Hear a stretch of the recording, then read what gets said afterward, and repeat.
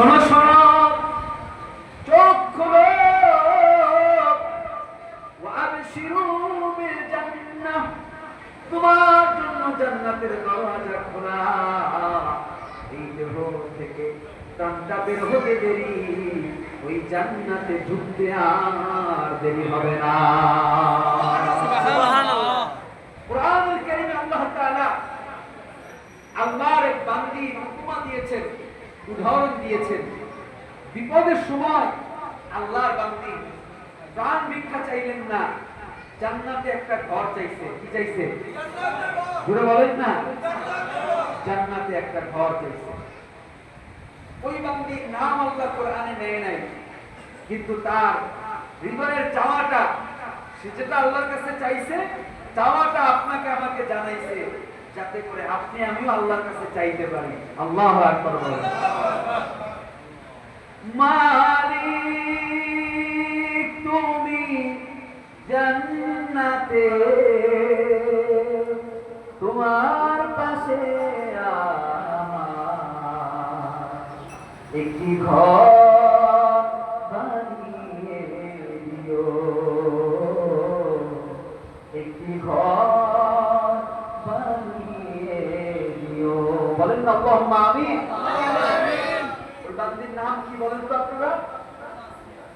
আলহামদুলিল্লাহ, অনেকেই জবাব দিতে পেরেছে। আপনাদেরকে পুরস্কার দেওয়া উচিত। আপনাদের জন্য আমরা তো দোয়া করে দিলাম, আল্লাহ আপনাদের ভাগ্যে জান্নাত নসিব করুক। সবাই বলি আমিন।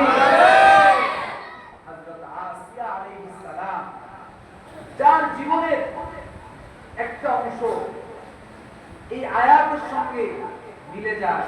আল্লাহ বলছেন, যে বলবে আমার রব আল্লাহ। আল্লাহ কি বলছে? আমার রব আল্লাহ।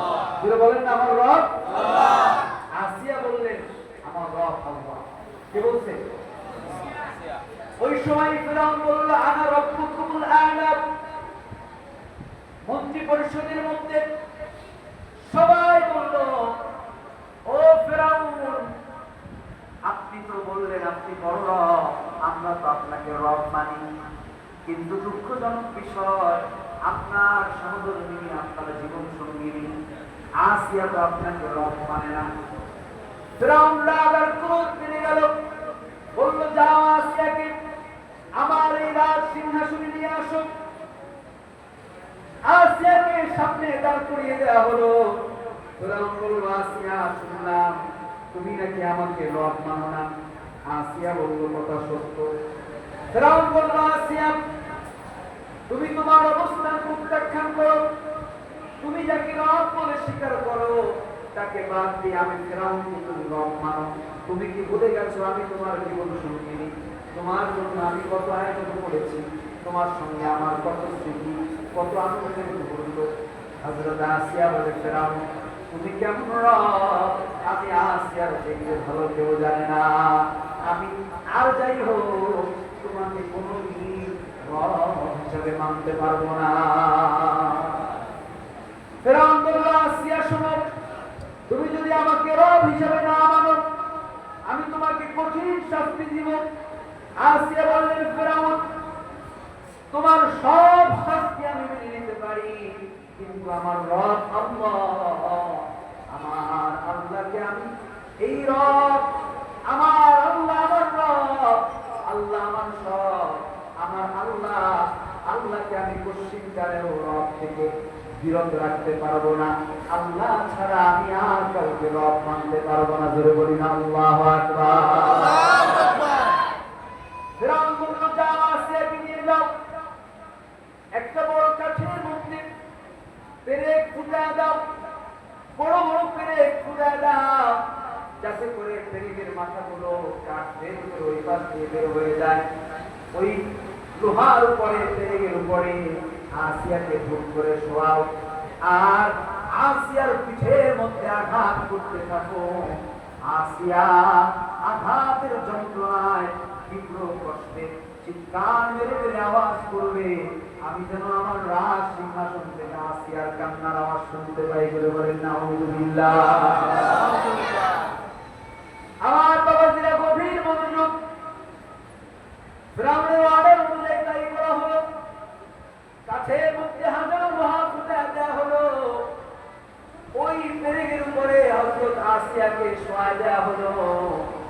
পিঠের উপরে তরবারি দিয়ে আঘাত শুরু করা হলো, চাবুক দিয়ে যেটা আরম্ভ করা হলো। চাবুকের আঘাতে দেহের চামড়া চাবুকের সঙ্গে উঠতে লাগলো, গোটা দেহ রক্তাক্ত হয়ে গেল, মৃত্যুর কঠিন যন্ত্রণা শুরু হয়ে গেল। হযরত আসিয়া জীবনের এই চূড়ান্ত বিপদের সময় একটা বারের জন্য প্রাণ ভিক্ষা চাইলেন না, আসমানের দিকে নজর করলেন আর ডাক দিয়া বললেন, ইয়া রাব্বি, ওগো আমার রব, আমি জালিমের জুলুমের মধ্যে পড়েছি, আপনি আমাকে জালিমের জুলুম থেকে বাঁচান। আপনার জান্নাতে আমি আসিয়ার জন্য একটা ঘর বানায়া দেন। মালিক তুমি জান্নাতে তোমার পাশে আমার একটি ঘর বানিয়ে দিও, একটি ঘর বানিয়ে দিও, যেদিন কেহ আসবে না কারো কোনো কাজে, যেদিন পাপী পাপের ভারে মরবে লাজে,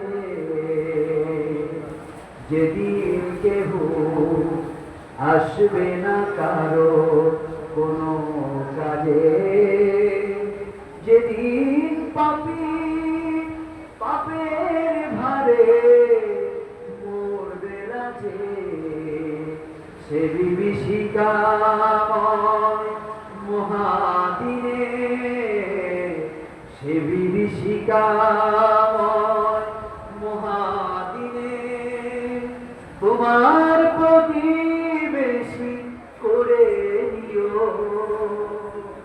মালিক তুমি জান্নাতে তোমার পাশে আমার একটি ঘর বানিয়ে দিও,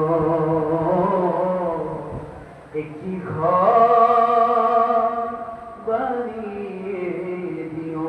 জোরে বলি আল্লাহুম্মা আমিন।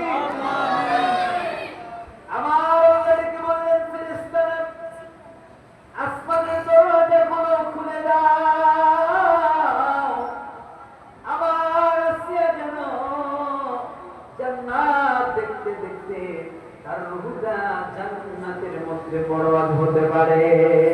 আল্লাহু আকবার। কোরআনে আল্লাহ বললেন, হযরত আসিয়া আমার কাছে জান্নাত চাইছে, আমি আসিয়াকে জান্নাত দিয়ে দিতে বলি আল্লাহ। তাই আল্লাহকে ভয় করলে দুনিয়ায় সম্মান, দুনিয়ায় ক্রান্তি, পরকালে জান্নাত, কথা সত্য না মিথ্যা? জীবন চলার মধ্যে ভয় করবো কাকে? বলেন না।